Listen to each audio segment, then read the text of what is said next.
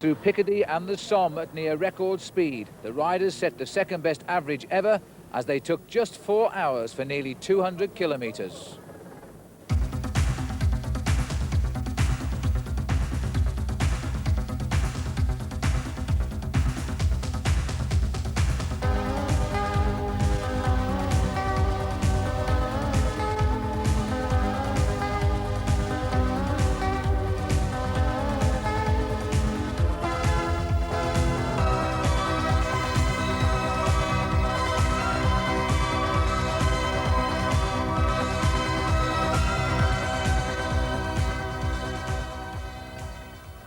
Which country in the economic community has 9.9 million people, the highest number of single-parent families, the highest number of cat owners, and the highest road accident rate? And above all, 45.5% of the population are interested in the sport of cycling. Well, the answer is Belgium, and that's the next port of call for this year's Tour de France. It's wet in Roubaix this morning. Let's hope for better weather when we arrive in Brussels. The Belgian police have arrived here now to escort this race to their capital city. So far, you know, no Belgian riders have won a stage, and that in itself is slightly unusual at this stage of the Tour de France. Now, yesterday, a number of the teams employed tactics in attempts to win the stage. But as Paul Schoen explains, they don't always work.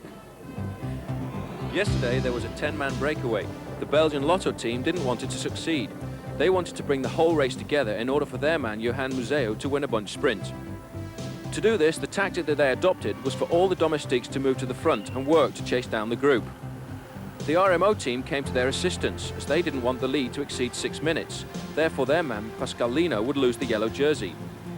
Contrast this with the tactics employed by the Motorola team. They wanted the 10-man group to succeed, giving Steve Bauer the chance to win the stage and take the yellow jersey. However, at the end, it was the individual move by Carrera's Guido Bontempi who escaped alone to take the stage victory. Weighted efforts, therefore, by RMO, Lotto and Motorola. But the Tour de France goes on, and another chance today for the teams to employ their tactics. Here's the route they face from Roubaix to Brussels, 167 kilometres, and many of the small climbs, familiar ones to all of the riders in the Tour because they follow the route of the famous classic, the Tour of Flanders. They include the Quaremont, the Kruisberg, the Muur de Grammont and the Bosberg climbs. The rollout this morning, well, it was raining very heavily when the riders arrived at the start, but thankfully the rain has eased, but the conditions are still damp. The promise of better weather in Brussels. Pascal Lino has rode so well in France. Now, can he ride well as we go into Belgium and keep that leader's yellow jersey? This is the overall situation. Lino ahead of Veronk, his teammate, by a minute 54 seconds. Steve Bauer now up into third place, 3:11 back. Jens Heppner also profiting from that breakaway yesterday and taking fourth overall. Gianni Bugno, the world champion, down to fifth. Of our other fancied men, Claudio Chiappucci is now sixth, Roche is seventh, Miguel Indurain down to ninth place, Andy Hampson is 23rd, and Franco CHIOCCIOLI is in 24th position. The race going across the frontier, arriving in Rennes in Belgium earlier this morning, and the first big time bonus sprint, and can you believe this, but that man, Claudio Chiappucci, forcing a breakaway of 4 riders and beating Greg LeMond in the sprint to the 6 seconds time bonus. Third place went to Thierry Marie of France. The main field were 41 seconds back. And the second sprint today, that was at Braine-l'Alleud at 120 kilometres. And then a breakaway was on with serious intent. The first man here, Franco CHIOCCIOLI, taking 6 seconds. Steven Rux, who has once finished second overall in the Tour de France, was in second place for 4 seconds. And Lordolino Cupino taking third place. The main field is 1 minute 55 seconds back. And as we go down to the riders on the road today, that is about the time gap they are still maintaining. There are 15 riders now in this breakaway group. Paul, 2 things of note. The big Belgians have missed the move yet again, and the big men in the Tour de France are not here either. Well, the Lotto team are the team that have missed out completely here. They haven't got a man in the group. They're trying to chase behind, then they stop, then they've started to chase again, but they've counted their chickens before they hatched. They expected it to be a big bunch sprint today, and they've bet everything on Johan Museo, so they've missed out. But also, Miguel Indurain and Bugno and LeMond, they've let 2 or 3 of the outsiders of the Tour de France slip into this move. There was one there, there's Franco CHIOCCIOLI going through. He's the man who finished third in the Giro d'Italia this year. Andy Hampson is in this group. Raul Alcala, who's another good outsider, and Steven Rooks, who in the past has ridden well in the Tour de France. This is giving these riders at the moment a possibility to put back some time that they may lose in the time trial to come in Luxembourg in a few days' time. Very dangerous thing to do, and I think we'll find the big team starting to chase very shortly. Well, let me give you very quickly the names in this breakaway. They're worth listening to. Lordolino Cubino from Amaya, the man that won in San Sebastian, Dominique Arnoux for Castorama, Andy Hampson, as Paul has said, Steven Rooks for Buckler, Franco CHIOCCIOLI, Raul Alcala is here, Dente Retzi is here for RMO, Rolf Goltz, the German, former stage winner, Edwig van Hooijdonk, a man who's twice won the Tour de Flanders, knows the roads very well, has made the decision at the moment at least, Ferdinando Pinheiro from Festina, Luc Russen from Holland, Jesper Skibby, Maurizio Fondries, the World Cup holder, Thierry Marie, and Bruno Cornier, a teammate of Greg LeMond. And they were looking now at the result of the Kreuzberg climb, where CHIAPPUCCI was the first man over the top of that, followed by LeMond. But that's all out of the way now. Here's the big field, a chance to look at them. This is the result over the climb of the Mur de Grammont, where Thierry Marie, de Klerk and Arnoux were over the top in the leading 3 positions. But all day today, there has been attack and counter-attack. This Tour de France is proving extremely difficult for the heads of state, as it were, to control. Everybody wants to go on the attack, and this is turning out to be a very interesting tour indeed. It's going to get even more interesting as we go along as well, because there are so many of these outsiders like Hampson and Rooks and CHIOCCIOLI that the big leaders of the Tour de France are finding it difficult to control the race. Riders like Indurain and Bugno are starting to watch each other a little bit at the moment, and in fact Bugno and Indurain were seen talking together this morning when the Le Mans breakaway went together. I think probably asking, can you not just put 1 or 2 of your riders together with mine so we can chase this down? And in fact there is the man that I was just talking about, Gianni Bugno at the back. He's gone to have a word with Stangar, his team manager, to say, you know, what's the situation? Have we got to chase this down? Is it extremely dangerous for those riders in front? And I'm quite sure he's going to say, you better get it all back together because we can't let anything like this happen. You'll note too that the riders wearing crash helmets today, because it is a rule here in Belgium for all cyclists who race to wear crash helmets, so all the professionals donning helmets today. But 1 or 2 of your questions very quickly. One of you has telephoned us in and asked what has happened to Joel Pellier. He was the rider, you may remember, finished after a long breakaway at Futuroscope near Poitiers in tears for a very memorable victory in the Tour de France. Well, in fact, he is just retired from the sport. And Paul, you can answer this one. How many vehicles can each team take on the Tour de France? Well, there's actually no limit to the number of vehicles they can take on the Tour de France, but they can only have 2 vehicles actually following the race. They're supplied with 4 vehicles by the organisation, 2 which go ahead to the feeding station and 2 which follow the race. But then most teams will have 2 trucks to carry spare equipment, spare bikes, etc. They'll have another 2 cars to run around and do all the shopping and things that need to be done along the road, because when you're away for 3 weeks, you've got to have time to send somebody out to the shops and keep things topped up. And in answer to how do the race vehicles that follow the riders in the individual time trials get back to the finish line, to the start line rather, from the finishing line so quickly, it's because when the organisation plot the route of a time trial, they also plot a secondary route, and so as soon as the cars cross the line, they have a closed road return route that will take them straight back to the start line, even if that route is as much as 50 kilometres away. And somebody has said to us, we haven't mentioned the Colombian team. Are they riding the race? Well, they certainly are riding the race this year, but in fact, they haven't done anything yet because the roads haven't been going uphill steeply enough. We'll mention them as soon as they come onto our picture. Back to the action now. The riders beginning to climb all of these hills now very, very strongly indeed. And I would think if it's going to come to a big battle today, Edwig van Hooijdonk, if this breakaway survives, must be the favourite for the victory. He has to be. He's one of the best finishers. He was very upset this year when he lost the Tour of Flanders. The riders here just going over the top of the Côte de Brune Put.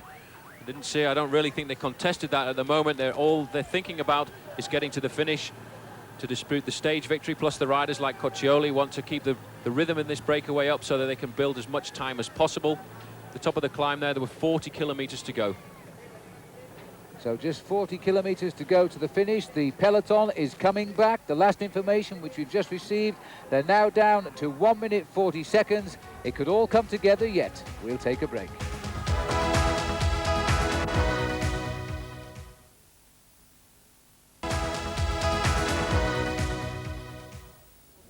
Now, this being the tour of European unity, it had to come through Brussels.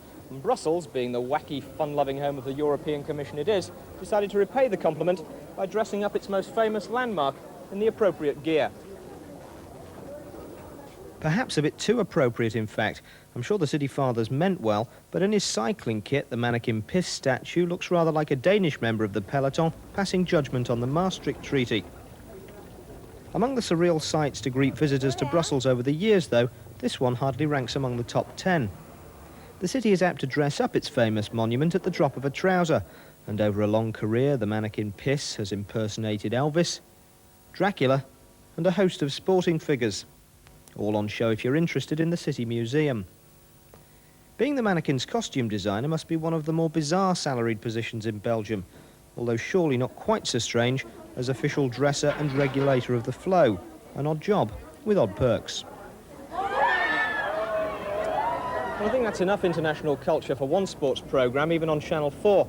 On to more pressing matters now, like the competition. It's exactly the same as last year's. What we want you to do is predict the winner of this Sunday's stage, which is Stage 8 from Valkenburg to Koblenz. The winner will get a yellow jersey signed by the stage winner and by the race leader. And the address to write to is Tour de France Competition, 142 Lower Marsh, London SE1 7AE. And don't worry if you didn't get all those details, because they're repeated on page 467 of Foretell, with the results, as Phil's told you, on page 466. Right, now let's rejoin today's racing, which is heading here to Brussels. Well, thank you, Gary, and it's turning out to be a difficult day to pick a winner today, you know, because these four riders who have gone clear now, and there's some names here that will conjure up some great thoughts of what could happen in this year's Tour de France. There's Claudio Chiappucci, who's been out on the attack all day, is out in front again. He's just taken the last time bonus sprint, which means he's picked up 12 seconds in the time bonus today. Greg LeMond saw him go, and that's Greg LeMond at the front now, who's driving the train here. And with him came Brian Holm, and then just behind Brian Holm, the pink jersey off our screens at the moment, is Laurent Jalabert of France. Jalabert is here because he wants the green jersey on points.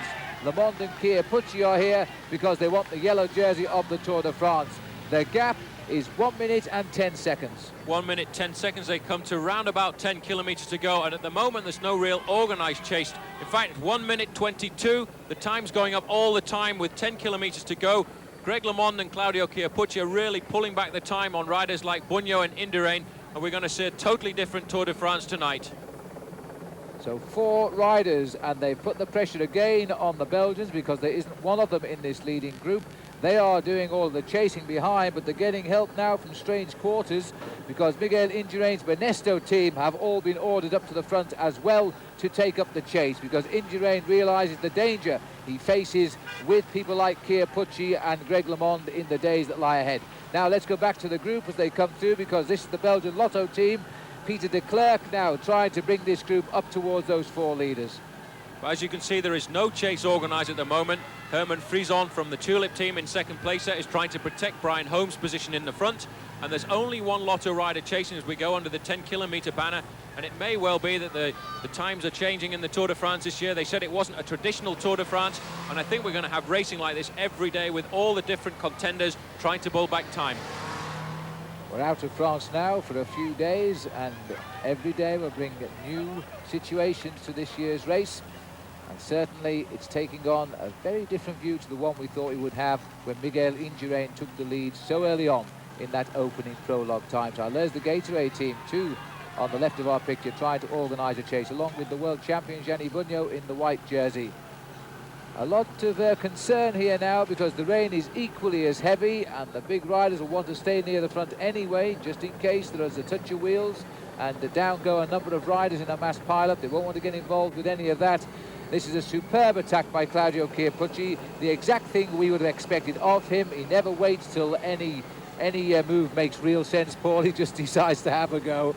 He just attacks when he feels like it, and he almost feels like attacking every day, I think. Just a little section of cobbles here, very, very slippery. These aren't the real cobbles of Paris-Roubaix, as we saw the other day in Gary's report, but these are very hard after 160 kilometres, especially with the rain coming down. Also very, very slippery. LeMond said he wanted a couple of days to recuperate. As luck would have it, he's had that now, and he's come back out. He does appear to be over his tiredness of all that hectic arrival he spent coming down through Bordeaux to join the race in San Sebastian with the various problems around France. And now he's happy to see what he can do out here with Chiappucci. Once this break develops now, you can see that the two riders at the back are starting to use a little bit more of Greg LeMond and CHIAPPUCCI's slipstream.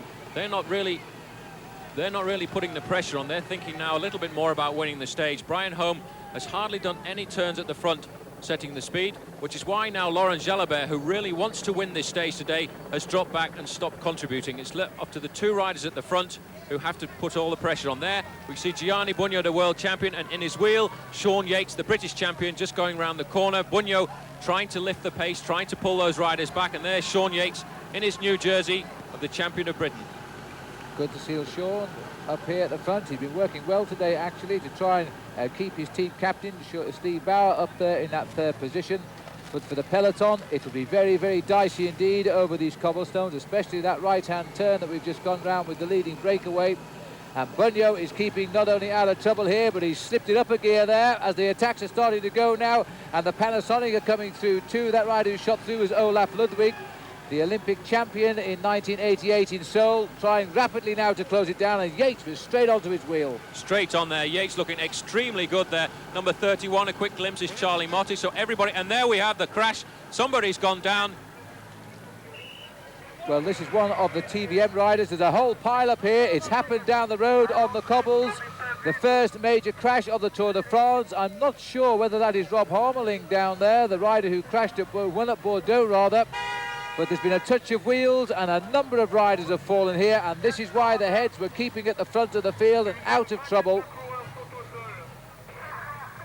Edward van Hooijdonk there, number 133, who was in the crash before. There's somebody stayed down, but this is what the cobbles are like. Once you break, you just cannot control it at all. There is one of the GB riders. I wish I could get in there. It looked as if it might have been Franco Coccioli. Well, I tell you, it looked to me, Paul, as though, in fact, it is Franco Coccioli, the rider that our cameras panned off. He hasn't realised that rider on the floor we think is Coccioli. The other rider here wearing 214 is Martin Den Bakker of PDM. And number 88 there is Johnny Welts of Denmark. And this is Gerrit de Vries, I think, who's on the floor here. And he's winded. I hope he'll be okay, but they're all getting back up. And there's, of course, they'll get back into the race if they can ride the bikes. But you see now the danger of the cobblestones in the wet as we now rejoin the four leaders, and the strength of those two men trying to establish a lead over the rest of the heads in this year's Tour de France. They've put Jalabert in trouble and also Brian Home in this breakaway. They're not assisting at all now, those two, CHIAPPUCCI and LeMond. So the Tour de France turns the clock back now as the great rivals of 2 years ago are now having to combine to try and reach themselves a nice lead ahead of the rest of the Tour today. Whoa, and there was a very wide berth there. It looked like it might be Max Chiandri who came round the corner rather shakily. It's the problem with these streets when you come into the continental streets here. The black and white bands that they have as pedestrian crossings are very, very slippy. And when you lose a front wheel like that, it's very difficult to control. There's Miguel Indurain, Sean Yates coming through there, Gerard Rouet. The green jersey back there was Johan Museo, Stephen Roche.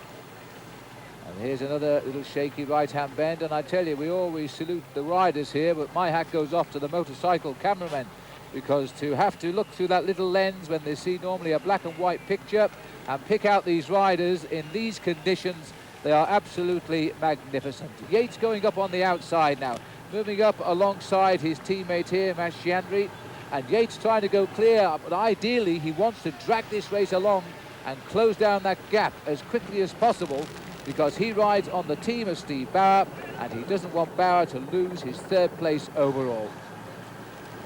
So as they come up towards the 1 kilometre kite now, these four riders, the last time check we had, it was just on 90 seconds. A lovely little bit of a gain today for the two top contenders, CHIAPPUCCI and Greg LeMond. The two sprinters at the back are now getting very tense and ready to go for it. Home has done nothing in this breakaway because he had no reason to. Jalabert likewise, he's not likely to win the yellow jersey. He would like, of course, the high point score that might carry him into the green jersey, because he was second in that competition this morning. And now you can see the Utonium here as part of the 1968 Expo in Brussels, and they know that just the other side of that lies the finishing line. There's two roundabouts in between though, so with only four riders, I suppose they have a better chance of survival in these treacherous conditions and the big field coming up behind them. LeMond is chasing time, and this could well cost him the stage victory.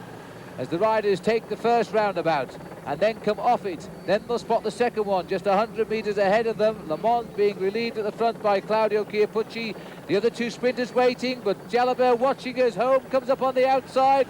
Jalabert traces him on the right of the picture there now. Chiappucci willing to get in amongst it. And Le Mans takes the back wheel as well now, as Home is the first into the corner. 350 metres to go to the line. And they'll come into our view at speed, and we should see the green jersey of Brian Home, the first into our camera shot. And there he is, Jalabert's on the right now. Now the big sprint begins, but Chiappucci hasn't given up yet on the left. But Jalabert goes from the front now, and looking at the face of Home, Jalabert's got this one easily enough. So France gets the stage win in Brussels. Laurent Jalabert and Chiappucci get second. Home is third, and Greg LeMond is fourth. And now the clock counts down. And this is the big field now coming in. Sorry about the breakup, but we're 47 seconds has ticked away since Jalabert won the stage. The average speed is again extremely high, 46 kilometers an hour. And the sprinters coming up, Museo in the green jersey, Yellow Nidam to his left. Sean Kelly is there too. They're taking no chances on these roundabouts, are they? There's Luc Leblanc in the Champion of France jersey. And underneath the giant automium here, we now come up to the final few hundred meters. As the sprint starts, Yellow Nidam goes, Museo takes him on. And I think that's Ludwig coming on the left of our picture. Museo winds up though with some speed here and takes it easily on the line. So Museo will take fifth, and the Belgians have lost another stage, and Laurent Jalabert of France is the winner. Well, this is turning out to be quite a tour for the French, isn't it? A French stage win again today with Laurent Jalabert out-sprinting Claudio Chiappucci, Brian Home and Greg LeMond. The big news was that those four riders, escaping the bunch by 1 minute and 22 seconds, led in by the man who felt he should have won today, Johan Museo of Belgium. For Jalabert tonight too, Johan Museo's green jersey. He's now the man who leads this race on points. Overall, Pascal Lino remains in the yellow jersey while everybody lines up behind him. Steve Bauer is now in second place, 3 minutes 11 seconds back. Up to third, Chiappucci. Down to fourth, Richard Virenque. Up to fifth, Greg LeMond. Of the others, Gianni Bugno is seventh and Miguel Indurain is eighth. Lino has retained his yellow jersey the first day out of France, but the race lines up all behind him now, and he must feel very unsafe. A great ride, though, for Greg LeMond today, and Paul Sherwin spoke to him at the finish. Greg, you started this Tour de France off in a very tired state, but you seem to be getting better as the days go by. Yeah, I feel better. I felt better since the team time trial. So These stages seem very open, and the teams like Banesto and Gatorade don't seem to be able to control the racing. Well, when I knew it was the opportune time to go because the break before with you know, Hampton, Rooks and all that, everybody chased hard, and I knew everybody was tired, and it started raining, and Chiappucci went for the hill preem. I just followed, and I knew that was going to be a decisive moment. Everybody was very tired. You must be feeling a lot more confident than you were a few days ago when I spoke to you in San Sebastian. Well, it's not the mountains. Well, wait and see how I feel in the time trial. Today is just an opportunity time, and I knew in one of these days I could do that. So I was hoping for was a day like today. So every opportunity is a good one, though, in the Tour de France. Especially when you start bad. Well, in Greg LeMond's case, he lives here in Belgium during the racing season, so the home fans might claim half a victory at least. But today, the first crashes of the Tour de France as the first rains came to the event this year. And on the cobblestones, about 20 kilometres out, there was a mass pile-up. We leave you with these pictures now of that pile-up, and riders who tomorrow morning will be starting with some souvenirs of their only day spent in Belgium, and some, of course, may not even be starting. From Paul, Gary and me, goodbye.